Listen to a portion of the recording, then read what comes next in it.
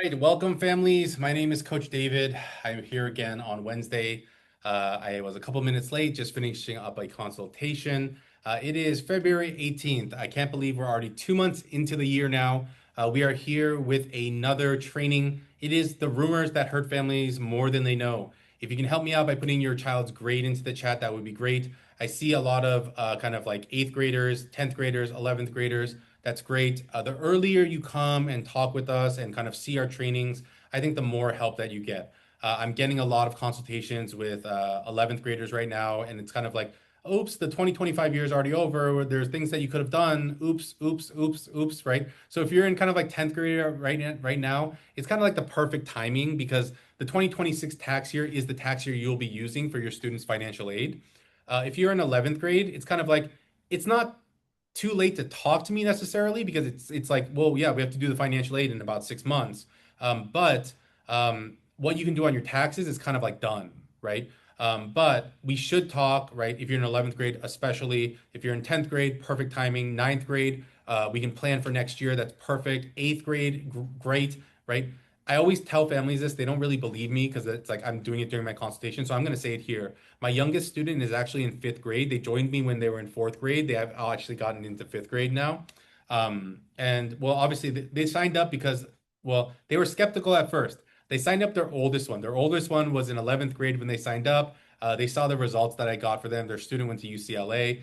So then they signed up their second and their third kid. And so their second kid is in 10th grade right now, and their last kid is in fifth grade right now, right?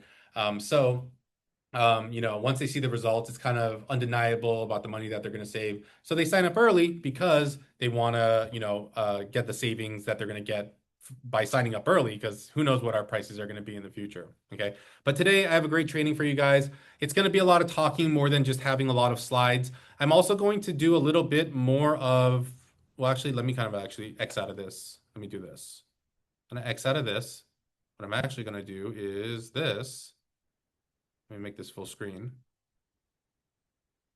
Okay, I'm going to do that, right? Because I'm actually going to do a little bit more interaction today because I'm going to ask you guys about the rumors that you guys have heard and address them as well, okay? But before I get there, right, I'm just going to go over a little bit of an agenda and a little bit about me because I know that there's a lot of new people joining us, okay? So just a little bit what we're going to do today. We're going to do a little financial aid news, right? Unfortunately, usually the news I bring to you guys is bad because financial aid sucks, right? And then I'm going to talk about the rumors that hurt you the most, right? The most common ones, how they hurt you, why they're wrong, and how to understand them, right? But a little bit about me. My name's Coach David. I know my hair looks really good in that picture. When you meet me in person, I probably will. Like, and we are planning some in-person events, so be on the lookout for those. Most likely they're going to happen in April. This is kind of a teaser, but we will send it out to all you guys. Most likely it's going to be in the Bay Area. So if you guys want to see me in person, I am a real person. I'm not an AI bot, right? We will be in person somewhere in the Bay Area. So hopefully you guys can join us. But I will do my hair that day. Okay. But usually I'm in a hat, but just a little bit about me. I'm a former law school and college admissions reader. I've been doing college admissions and financial aid for the last 16 years. And I'm ready to help your guys' family. So please, please, please let me at least come in for a consultation so I can talk to you guys. Okay. All right. So let's go on to financial aid news real quick, right? So the financial aid news that I have, like I said, is unfortunately bad, right? And so here it is. So Marquette, right, is the latest of colleges that has been accused of some bad things, right? So it's not the only one, and it's not, again, not the only one, right? But there's a list of 41 colleges, right? I wasn't able to find the full list of colleges. I'll try to see if I can find it. But it's one of 41 colleges that was named in a report that alleges that low-income families were kind of taken advantage of and forced or kind of like pushed to take Parent Plus loans, right? And last year, and the interest rate has dropped a little bit, but last year the interest rates were above 9%, right? And the reason why this is coming out is because Parent Plus loans have always been around. It's always been an option, right? But the reason why this is coming out is because they were offering those things to like lower income families while giving higher income families free financial aid, right? Now, the question that I have is, isn't this exactly the opposite of what they're supposed to be doing? They're supposed to be giving free money to the lower income families and then giving loans and other things that like can be afforded to higher income families, right? So again, it's kind of like what's going on, right? Now, if we look, right, the statistics that are given are like 34% of Pell Grant recipients. Now, Pell Grant recipients are low income families. Also took out Parent Plus loans, while at the same time, Marquette gave out an average of 22K in grants not based on financial need. Now, the one thing I always tell parents and students and everybody is like you can't really trust the statistics, right? Because numbers and statistics can always be kind of like skewed in the way that you want them. Sorry, I've been talking all day. I had so many consultations, right? But as far as this, if you actually think about it, Pell Grants are given to families that have lower resources, lower incomes, right? So if you're getting a Pell Grant and you're going to a private school like Marquette, most likely you will have to take out additional loans to cover it. So it kind of makes sense that they're going to take out Parent Plus loans in addition, right? So I don't know how much I can trust this, but it does seem that there was a disproportionate amount of Parent Plus loans pushed on these families. So at the end of the day, it's a bad thing that they did. But one of the other kind of key conclusions that they come to is that it seems like college rankings are driving people to make decisions that are not financially feasible and responsible for families, right? So it's like, oh, we want our kid to go to a higher ranking college. So we're extending ourselves too far to get them there, right? So again, I feel like we always need to be thinking about balance, right? It's like, what can our family reasonably afford, right? As well as, taking into account like what the kid wants and also rankings, what we're getting out, ROI, right? I ROI is something I always bring up, especially with students that are like, going into business majors. It's like, are you really getting the ROI out of this school that you really want, right? So, again, I'll keep you updated on new bits of kind of things that are coming out with financial aid news, right? Just, keep coming to our trainings. We'll try to keep getting things out to you. Okay. Now, before we get into our training, I always tell you guys this, right? And it's not to necessarily say, hey, this works for everybody, but if you have not had someone kind of like talk to your student and talk to your family about the other side of college admissions and financial aid, which is college admissions, right? I can help your family pay for college. The other side of it is getting your kid into college, right? Make sure to talk to our advisors so that we can make sure that both sides are taken care of, right? I cannot get you a financial aid offer if your kid does not get in, right? So if you want to have a short conversation with our financial aid advisors about your student, about where they are, right? Go ahead, text us 949-775-0865, or you can use that QR code right there, and then you can book a call yourself, okay? But let's get into the training for today, which is basically about the rumors that we encounter on a daily basis that basically hurt a lot of our families. Okay. Now, last week, I put a special call out there and I had a lot of consultations to the point where I am literally drinking ginger and lemon tea right now, right? You guys can see, I don't know if you guys can see it right here, because my throat has gone completely sore, right? So I have a jug of water and a lemon and ginger tea here because I've been nonstop talking for literally the past week. And it's been a little crazy. So I'm going to compose myself before I get into this training, give myself a little time. All right. So let us get into these rumors. Okay. So let's get into these rumors. Now, first off, you might be like, what rumors about financial aid? So I'm sure you guys have had friends that have older kids that have told you stuff while you're at the neighborhood barbecue, or you're at a PTA group meeting, or you're at church or temple or synagogue or mass or whatever religion you're a part of, right? They're like, oh, this and this happened, yada yada happened, this happened, your neighbors mowing their lawn and they're, complaining about how expensive their kid going to UCLA is or USC or this or that or whatever is going on, right? Those are all rumors, right? It's all BS, right? The first question that you should always kind of ask yourself is like, how many kids have they sent to college? And how many financial aid forms have they filled out, right?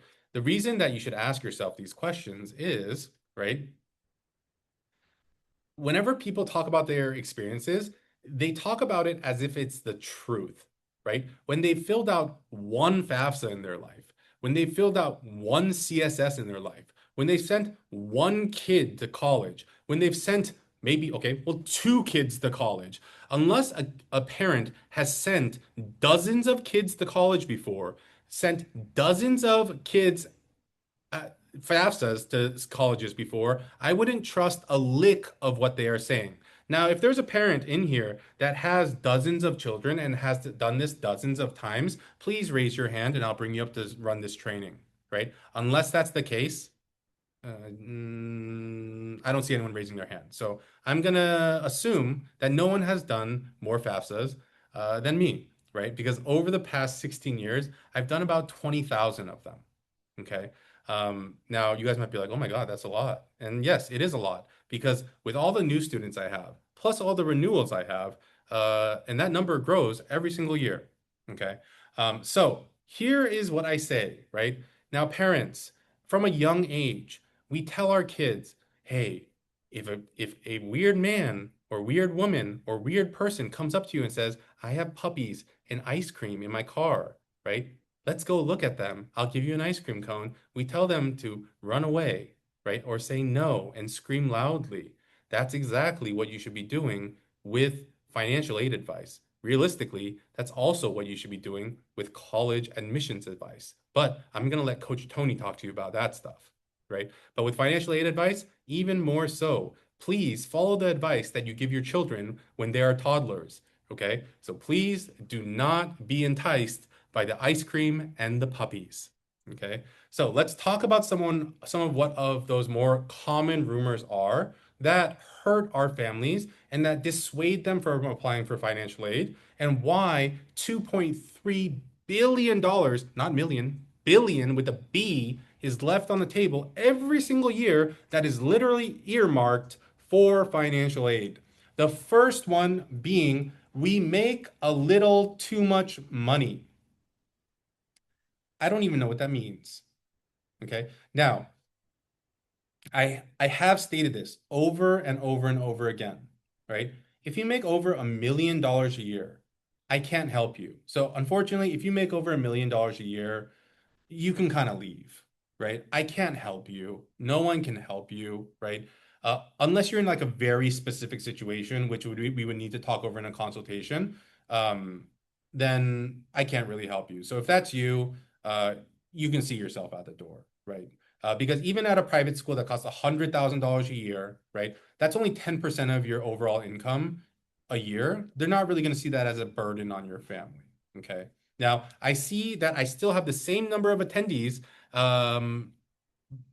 before I said a million and after I said a million. So I'm guessing that no one is in that income bracket right now. So I think we're okay, right? Now, the reason why this dissuades a lot of people, right, is because neighbors, right? Everyone assumes that their neighbors make as much as them, right? But just because you live in the same house does not mean that your incomes are the same, right? Depending on when you bought your house, your income might be very different, right? If you bought your house 25 years ago and you bought your house now, your incomes are not the same. Your mortgage payment is not the same. Okay. So do not take the advice of your neighbor. Okay.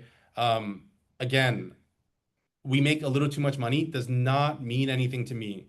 So when you guys bring up that, it's just, it's very subjective, right? And when people say that to me, the first thing is like, I don't know what that means. Okay. So we need to discuss that in a consultation. So if you guys are thinking, oh, I make like 150, I make 250, I make 350, I make 450, I make 550, it's a little bit too much, you're completely wrong. Okay. You need to talk to me about it, right? Because, and especially if you work in certain fields and those certain fields compensate you in very specific ways, like base pay plus bonus plus stocks, you need to realize that your compensation structure actually does not compensate you in cash flow. It actually compensates you in a very different way, right? So I live in the Bay Area. A lot of our Bay Area families are compensated in that way. So let me explain it a little bit more concretely, right? So let's say that there is a family and there's one earner, their income is $500,000 a year, but their income is actually based on a $200,000 base income, 500 or in a $50,000 bonus contingent on company performance, and then another $250,000 in RSUs, right? Restricted stock units, right? That are vested out over a 4-year period, right? Now, what that means is that $200,000 is guaranteed. $50,000 is not guaranteed unless the company performs at a certain level. And then the other $250,000 is in stock, but unless the person decides to sell that stock, that is actually not cash. Now, on your tax return, it shows that you make $500,000, but you actually make $200,000, right? Cash flow. Now, what that means is that from your $200,000 cash flow, you have to pay taxes on $500,000. So, what actually happens to your cash flow is that, well, if we actually think about it, let's say you're paying, I don't know, 25% taxes on your $500,000 and you don't sell any of your stock, your cash flow at the end of the year is actually only $75,000. So, you're kind of screwed, right? Now, again, I created a more extreme example to show that, but there's a lot of families that are in this situation, right? Hoping that their company grows a lot and later their shares are worth a lot of money and this and that and so on and so forth. Again, whether that happens or not, no one knows. But if you're in that type of situation, you need to talk to me because, well, what's on your tax return and what real life looks like is totally different. Okay. All right. Number two, right? Financial aid is a one-time process done for seniors. This is a big kind of rumor and mistake that is often kind of unveiled as I do my consultation. One of the things that I talk about in my consultation is that financial aid is something that we do for you every single year as we go through the process, just like filing your tax returns, right? And a lot of people are like, oh my God, I thought you just do it one time as the student is applying to college, right? And a kind of like linked rumor to that is that you only apply for financial aid as you decide where you're going to go to school. That is not the case. Financial aid and the college applications actually go in together in the fall of senior year, even before you know where you're going to college, right? Now, that might seem uh, inefficient, and it actually is. But if you actually think about it, the reason behind that is you turn in the financial aid to all the schools, you turn in the college applications to all the schools. Once they decide if you're in or not, they turn it into the financial aid office. And once you get your admissions decision, yes or no, then they also send you your financial aid award, right? That's how it works. Okay. That's why you turn it in all at once in the fall. Okay. But after you're admitted and you start going to school, then during your first year fall, right, as you're a freshman in college, you also turn in your financial aid again so that you can get your financial aid for the next year. So financial aid is kind of like done 1 year in advance, right? So during your first year of college, right, you will turn in the financial aid forms again so you can get financial aid for the second year of college. Okay, so that's how it kind of works. Okay. All right. And then we do have questions here. It says, how do we reflect need created from unemployment? Where do we go on FAFSA? That's a very specific question depending on when the unemployment happened, right? If it happened more recently, unfortunately, there's nowhere to put it, right? If it happened during the critical tax year that you're talking about, unfortunately, it won't really be reflected on your tax return because like your tax return doesn't show unemployment necessarily, right? There might need to be a special circumstance that you kind of do. But getting back to this rumor, right? Financial aid is something that needs to be done every single year because they need to reevaluate your financial situation every single year. Just like your taxes, your income changes and the situation changes every single year. So your financial aid does need to be reevaluated every single year. Okay. The third, financial aid is only for low income individuals. That is not the case. Okay. The majority of the families that are in our financial aid program are in the kind of like 100 to $400,000 range. Okay. We have families that are in below that. We also have families that are above that as well. Right. But it is not just for low income individuals. Right. Financial aid is for people that need money for college. Now, I'm guessing that the majority of people here are looking for money for college, right? Now, the question is, how many of you would consider yourselves low-income individuals? I don't know. Maybe some of you guys do. Maybe some of you guys don't, right? But the majority of our families, I wouldn't consider them low-income individuals, right? This is a rumor, right? And so I think it's a label that is created, and a lot of people are like, "Oh, I don't want to be considered that way," and so they don't want to apply for financial aid, and so it's like, "Oh, I don't want to do that." But it's like, it's kind of like this. When I'm at Safeway and I'm in front of like the shelf and it says, "Scan here for a coupon."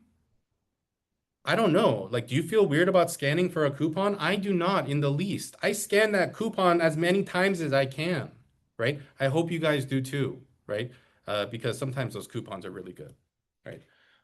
The next, right? Financial aid needs to be paid back. No, it doesn't. Well, let me quantify that or clarify that. Some financial aid needs to be paid back. Whenever I talk about financial aid, I always tell you guys there are two pots of money. There is the loan pot, right? Everyone understands loans. That needs to be paid back, right? There is also the free money pot, right? It's exactly what it sounds like. The free money pot does not need to be paid back. Loans, yes, of course, they need to be paid back, right? But the other free money pot does not need to be paid back, okay? There's another kind of like weird thing that people always talk about. It's like, well, like it's all going to be the same anyway. Like if you can get $20,000 here, why can't you get me $20,000 there? Right? Because I when I go through the consultation, I tell you what I can save you at different types of colleges, right? The financial aid offers are not going to be the same at all the colleges because they have different costs. The money's coming from different sources, right? So, for instance, what I can save you at a UC versus a CSU versus a private school versus a this type of school are going to be all different, right? So they are not going to be the same across the board. So don't expect to save the same amount of money at a UC, at a private school, at a CSU, at this school, at that school, so on and so forth, because there's different sources of money that we're pulling from. Okay. We have another question that says, are you including grants and scholarships in financial aid? One of the things that I always talk about is like, I don't care what it's called, whether it's called a grant or a scholarship or this or that, free money is in the free money pot, right? Now, person that asked this question, if you can tell me the difference between what a grant is and what a scholarship is, you please tell me, right? But there is no differentiation, right? So is a grant from a certain source? Is a scholarship from a certain source? It isn't, right? So I categorize it as free money and not free money. That's how I categorize it, right? The non-free money is loans, right? But again, there's no way to differentiate, right? But I do differentiate between the money that you would have not gotten and the money that you would have gotten. Now, a very easy way for families to understand that and that I tell people to actually do, and more recently, I've actually just been doing it on the call to show families what they would get and what they wouldn't get, right? Is go to your students like dream school, type in your information, right? See what you would get, right? The one piece of information that I will tell you is this. When you go to a private school, the UCs, right? They're pretty spot on nowadays, right? They've stopped like messing around with the numbers a little bit. So they're pretty spot on about what you will get in certain situations, right? But the private schools, they make it very rosy. They don't tell you about the loans that they're going to try to saddle you with. So any offer that they give you or tell you like, oh, we're going to give you this much aid, you always have to minus $30,000 from that because they're going to saddle you with $30,000 in parent loans. So you have to keep that in mind. Okay.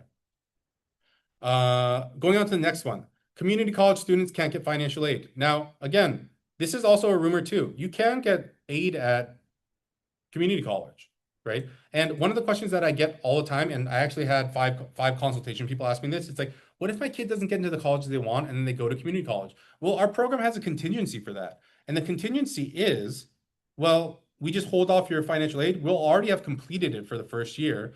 We hold off on year two, right? And then when they're ready to transfer, we help you with year three and four, right? So you're still seeing savings in year three and four, which are going to still hold up our money back guarantee, right? So that's what we do there. Okay. But there's also other financial aid available at community college, depending on where your income level sits, right? So again, there's still financial aid available there. The last one, which is the biggest, is this. My student is 18, lives by themselves in their dorm, in their apartment, in the condo that we bought for them, right? So they're independent. That is not the case. Unfortunately, just like your health insurance, most likely, your kid is tied to your hip until they are married, part of the military, have graduated from college, have kids. What's the other one? Or they are legally emancipated before they are age 18. That's the only ways that they are considered independent. Okay. Now, what I wanted to do is I kind of brought up the ones that I think are the most common ones. I also wanted to reach out to the audience, right? And write down some ones that you guys have heard or like that you have questions about, right? Things that you guys have heard that you want me to answer, right? And get my thoughts on, right? So I'm gonna give you guys just a couple minutes here, right? To put stuff in the Q&A, put stuff in the chat that you want me to respond to, right? So if you guys can just go ahead and put them in the chat in the this and that, I will go ahead and put them on here so everyone can see, and then I will go ahead and answer them, okay?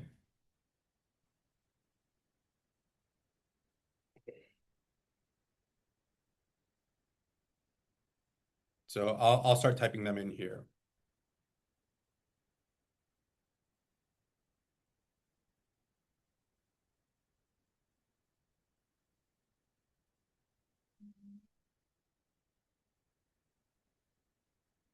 Again, if it could be questions or other rumors that you heard around the mill.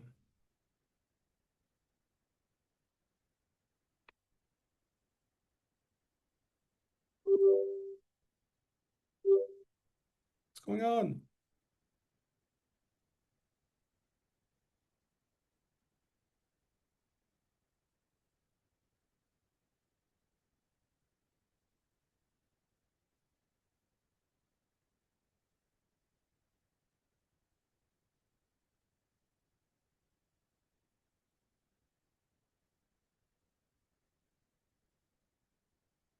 Great question so far. Anybody else? Anybody else? We'll kind of close it down. I'll give you guys 30 seconds. Da, da, da.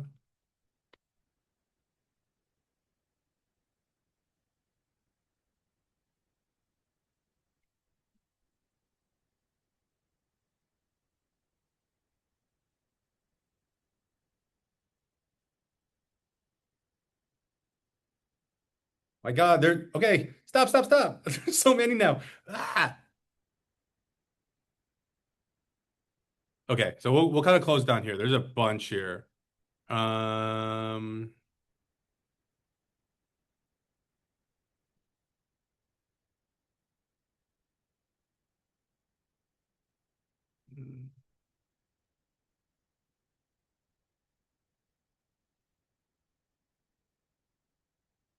okay. All right. So I think I got all of them. So let's go one by one. Thank you guys for interacting. I sometimes when people are quiet and like not asking questions, I kind of feel really sad because I feel like no one is listening. But thank you guys for interacting. I really, really enjoy this part. So let's go one by one. Let me take a drink of water. I'm dying.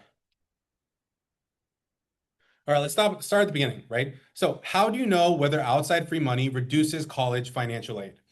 Actually a topic where I've done like a lot of talks about this, but there's something called scholarship displacement, right? Scholarship displacement is where outside scholarships, like from IBM, Coca-Cola, like these other types of outside organizations, is going to reduce your financial aid. How do you know if that is going to happen? If you're not eligible for the Pell Grant, it will happen to you. Now, if you want to be eligible for the Pell Grant, realistically, your income needs to be like below $60,000 a year. If your income is not below the $60,000 mark, your financial aid will be reduced based on your outside scholarships. So that's how you know, right? Now, if you're doing your financial aid on your own, the way that you know is that once you finish your FAFSA, on your what is it? FAFSA, like the summary area, it'll tell you like on the Pell Grant area, it'll tell you that you're either eligible for a Pell Grant or you're not eligible. And if you are eligible, it'll tell you the amount. If it tells you an amount, then you know that it will not displace your scholarships and you're good to go. You can get as many and you can stack them on top of each other as much as you want. If it says that you're not eligible, then that means that any scholarships that you get from outside that are sent directly to your school will decrease the amount of the scholarships that you got from your school or that got or like the financial aid offer that you got from your school. Okay. Next one. So the next question was if your income is under 150K, Stanford is going to cover kind of your costs with grants. So if your income is under 150K, Stanford has made a pledge to cover your tuition, right? So your tuition will be covered, which is the largest expense at Stanford. There's fine print, right? The fine print is you need to have a normal amount of assets. Okay. Now, person that asked this question, you might be asking yourself, what is a normal amount of assets? Okay. Now, realistically, the normal amount of assets means that you literally have nothing. Okay. So there is a sliding scale, right? Now, do I know what the formula is? Unfortunately, no, right? But if you have saved for your retirement, if you have, unfortunately, if you have like your own home, maybe you have a rental, you have this, you have that, so on and so forth, they don't consider that a normal amount of assets, right? So even like let's say that you've retired, your income is below 150, but let's say you have a rental home, you own your own home, maybe you have a retirement plan, you have a pension, you have this, you have that, you're not going to fall under their normal assets requirement, unfortunately. But again, it's something that we can talk about, right? But if you are considered more normal, let's say that your retirement assets are in the, I don't know, 100 to 150 range, right? Let's say that your other investments and assets are below the $100,000 range, then yes, that would be the case, right? The next one is UC Berkeley doesn't offer scholarships and grants. The UCs do offer scholarships and grants, right? Do they offer a lot? No, they do not, right? The reason is that the UCs are a state school, right? So a lot of the money that the UCs get to give out is actually given by the state, not by the school itself. The school does have scholarships to give out. Now, just recently, the UCs actually sent out what was it? Early, like it's not early decision, but they sent out early notifications to students that have been awarded their chancellor's and their regent scholarships, right? So those are merit scholarships, right? And I call them merit scholarships because they're not actually pure merit scholarships, because it's merit qualifies you, and then your financial need dictates how much they give you, right? But they send out early notifications to those students that got in, right? And so based on where your financial need is, they'll give you anywhere between $2,000 and $20,000. So they do have some, it's just that they don't have a lot, right? The next is, does having a 529 disqualify you from grants? Possibly. It depends on how much is in your 529. So let me give you an example. Let's say that, again, let's just use UC Berkeley. The tuition at UC Berkeley is roughly about $15,000 a year, right? Let's say that you had $60,000 in your 529. Let's say that UC Berkeley gave you $15,000 a year to pay for tuition. Let's say that you had $60,000 in your 529. I just repeated that, didn't I? But let's say that you filled out your FAFSA, right? You told them you had a 529, $60,000 in it, right? And then Berkeley saw your FAFSA and they were like, wait, you have $60,000? Well, if we divide that by 4, that's $15,000. We were going to give you $15,000, but if we take 60, divide by 4, that is $15,000. We don't need to give you $15,000 anymore. You already saved $15,000 on your own. We're taking our $15,000 back.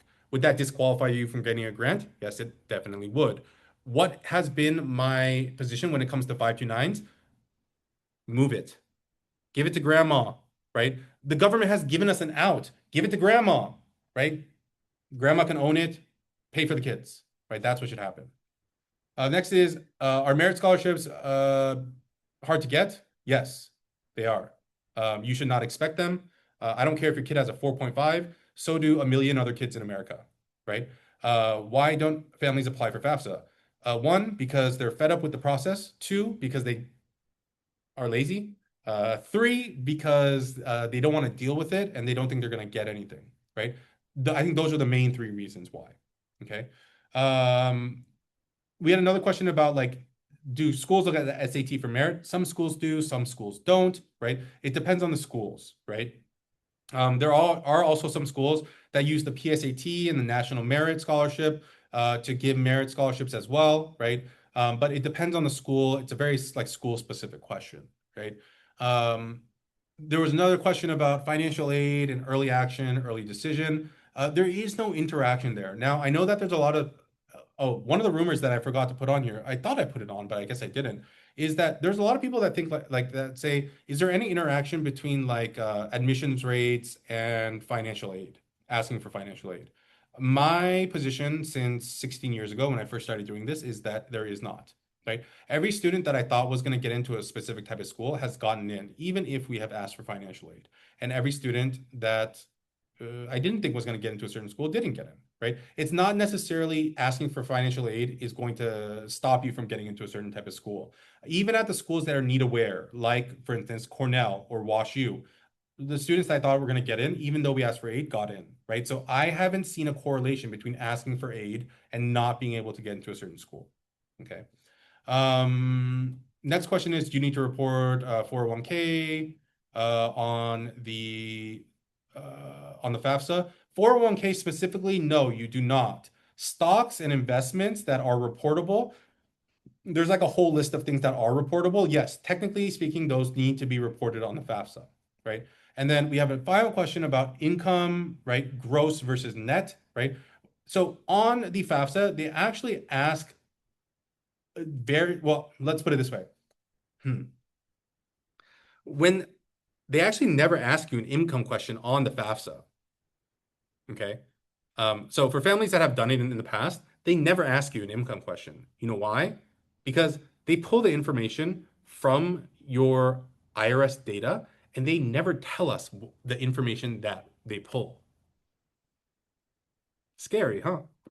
You just have to trust that they pulled the right number. And you never know.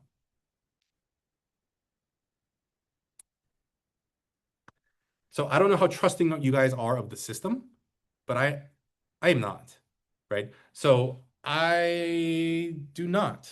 For the families that work with our program, I do not just let them pull from the IRS. I input the data myself because I look at the number on the tax return and I input that. I can cross-check that. I cannot cross-check when it just says info pulled from the IRS. Okay. That's a difference between letting just the computer compute things and letting a person do things. Okay. All right. Now, kind of getting to why the rumors hurt you. Okay. Well, here's the thing, right? As far as kind of all the rumors that I just talked about, I talked about them a little bit in depth about like why they hurt you. It's kind of there, right? But your income, you don't really understand like how exactly it works in the system, right? You don't understand the timing of how everything works. You don't have the full and complete knowledge of it, right? You don't have an understanding of how they look at the different pieces of your life. And unfortunately, your neighbor, your church friend, right? Your temple, rabbi, this person, that person, whoever you're talking to does not have the expertise to give you advice on this. Maybe in other parts of your life, your CPA can tell you about your taxes, right? Your priest can talk to you about godly things. Other people can talk to you about this and that and so on and so forth, but they can't talk to you about this, unfortunately, right? So the one thing that I ask is please, please, please, please, please ask us for help. I've never charged for a consultation ever in my life, right? But people don't sign up. And then after they get their results, they come to me and say, "Can you help me?" And I'm like, "Why didn't you talk to me 6 months ago when I first saw you in my training?" Right? So please reach out to us on Facebook, right? I'm actually going to have a call out so I can actually reach out to you guys personally. So please wait around till the end there, right? But reach out to us, email, Discord, whatever way, right? And then so that we can talk to you. Okay. Now I even have I have real results from this year. So I have this family, right? I was able to save them $61,000, right, at LMU. Right? I don't know if they're going to go or not, but we're still waiting on some of their other results, right? I have another family that's going to USC. I was able to save them 85.5, right, at USC, right? They got in early there. I have another family. This is one of our students from this year that got into UC Berkeley early notification, right? It says will not disperse because it's not ready to be dispersed yet, right? Because this is going to be dispersed in the fall of 2026, right? But look at the amount that I got them: 11,300, 15,588, right? Another 1,855, $28,800. This is a family that makes over $250,000 a year. Okay. Now, again, I have this special offer from last week. The special offer is very simple. Okay. The special offer is if you sign up for a consultation tonight, I'm going to give you 37.5%, right? Not 35, 37.5% off of our normal rate for our financial aid program, right? Now, it's a no dilly-dally situation. I'm going to go over your financials, tell you exactly what I can save you, tell you about our money back guarantee, show you our normal pricing rate. I'm going to show you the discount I'm going to give you. And then I am going to say, hey, let's go ahead. Here is your offer, right? And the way that we're going to do this is very simple, right? Uh, I am going to ask you guys to leave me your email, either in the chat or in the Q&A. Okay. I'm going to email you right after this call, right? And then I'm going to try to set up a call with you. Now, we could also, right, try to do it on this call, right? But I feel like it's a little bit too confusing to try to set up everyone. I do have a very open Friday. I purposely left it open this Friday so that I could book everyone for Friday if you guys have availability. So I'm going to be available basically from like 12:30 to 8 o'clock specifically for these meetings. Okay. But if you leave me your email, right, I'm going to email everyone right after this call. If you tell me a time on Friday, right, and if you're not available on Friday, you let me know your best available time ranges. I will find a time within your time ranges to meet you early next week as well. Then I will go ahead and find a time for you. Okay. But if you're on my list, this offer will be available to you. Now, but here is kind of like the only problem.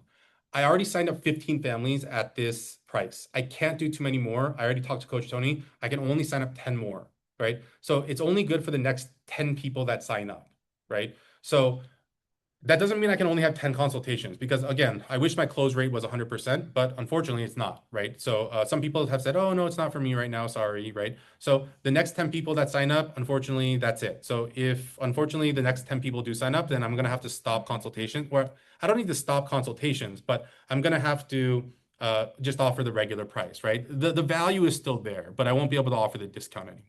Okay. So, go ahead, send me your email in the chat, and then I'll go ahead and send it over to you. Okay. I see people sending it over, so we go there. It says, what year do you recommend having this meeting and what year of schooling for your child? Realistically, I would say it doesn't matter. If your kid is thinking about going to college, the earlier the better. But it's most critical for like 10th and 11th graders. And the reason being is that these are the tax years that are the most important. For 11th graders, it's like, well, it's critical. We're going to be working with you in 6 months. For 10th graders, the 2026 tax year is the most important. But even if your kid is younger than that, it's very simple. Our programs continue to increase in price, right? For our families that have been with our like coaching program and our financial aid program for a long time now, you guys know what our prices were like 3, 4 years ago, right? And for those that just joined our program, well, you guys will be surprised what our prices were back then, right? And so prices go up. So if you wait 3, 4 years from now to sign up for our program, I can't promise you that the prices will be the same, right? So that is why I would love for you to sign up now so you get more savings, right? So that would be the thing. Okay. I thank you guys so much. Thank you for the kind words being here tonight. My seminars usually don't go this long, but I love the interaction in between, right? Of having you guys ask questions. I think it was really nice, right? So if you guys enjoyed that, I'll try to incorporate those things in because I love to have the interaction instead of just me talking at you guys, right? But yeah, whether it's in the chat or in the Q&A, send me your guys' emails. I will copy them all down. I'll leave this up a little bit. Again, if you guys just want to reach out to me separately, you guys can definitely do that. That's our phone number down there, right? So you can do that. But I will leave this up. I'll still be here in the background copying down all your emails. So definitely keep leaving them. And then I will reach out to you guys right after we're off this call, okay? All right. Thank you guys for being here with me today. If you guys have any other questions, please let us know and we'll talk to you guys again soon, okay? All right. Have a great night, guys. Bye-bye.